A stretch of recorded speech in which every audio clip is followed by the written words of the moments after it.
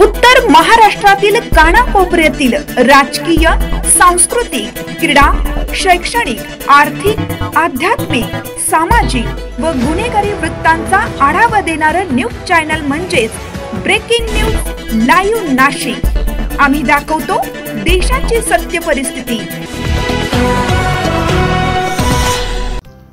शहर पोलीस आयुक्तालयातील गुन्हे शाखेचे उपायुक्त प्रशांत जगन्नाथ बच्छाव, परिमंडळ 2च्या मोनिका नंदकुमार राऊत यांच्यासह 4 पोलीस निरीक्षकांसह आयुक्तालय आणि अधीक्षक कार्यालयातील पोलीस अंमलदारांना सन्मान चिन्ह जाहीर करण्यात आले आहे।